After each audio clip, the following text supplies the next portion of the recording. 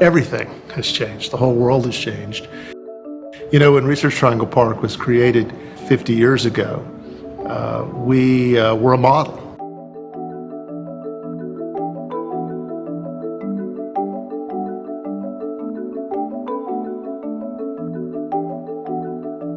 The world today doesn't require the same kind of research park that we imagined when we set out with large tracts of land for big corporate entities and big R&D groups. One of the trends we've seen in the last decade is major multinationals moving away from big corporate R&D centers.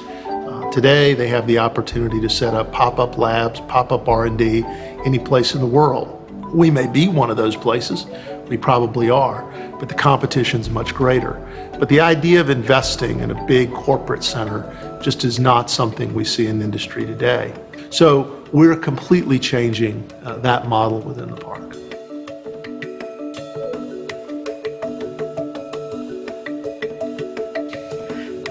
Competitively, if I'm elsewhere in the United States and I'm looking for a place to put another company, even a branch location or start something new, there are many reasons I'm drawn to RTP. Cost of living, cost of moving the employees, quality of life, housing cost, and so forth. However, if my current corporate structure is one of closeness and high density, and people are comfortable with having access to theater, coffee, dining, etc., then the park doesn't yet offer those amenities on the scale that they'd be accustomed to. So when the park was created, we had a set of covenants that specifically restricted the kinds of amenities and services that people look for today. Those kinds of urban activities, collaboration spaces. Everybody sort of stayed in their own corporate campus.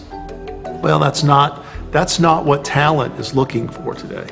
If you drive through the park today, oftentimes you won't see buildings, because basically only 20% of the land can be under a building footprint.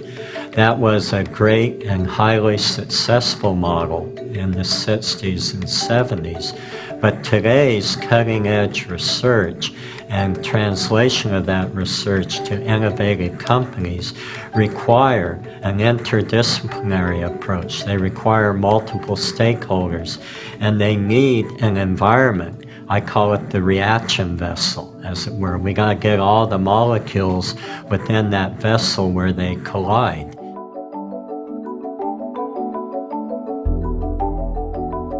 One of the ways we think about redeveloping is also thinking about reconnecting and reimagining. And in that case, we've reached out to our universities, our economic development partners, industry partners in and out of the park, and said, what if we think about RTP not as a traditional real estate and research park?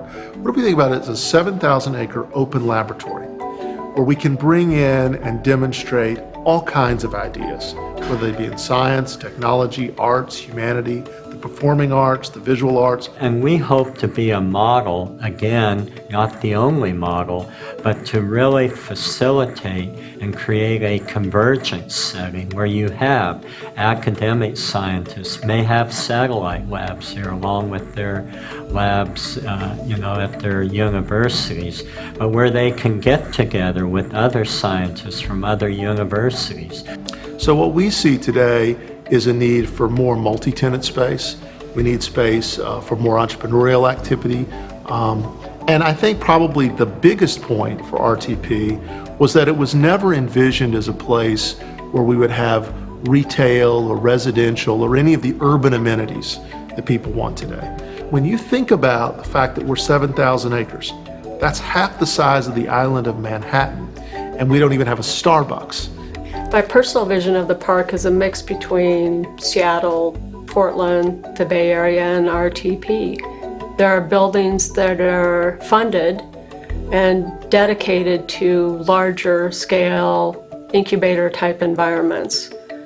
Collaboration would be much closer in distance, and there would be more facilities to draw people to the park, so it would become a far more vibrant area, a place where people wanted to hang out after hours, not just during their workday. I think the issue is, how do we make sure it has the product, the content, the value that is going to be important to that new innovation leader who's today in their 20s, but will be making decisions and investments over the next 50 years.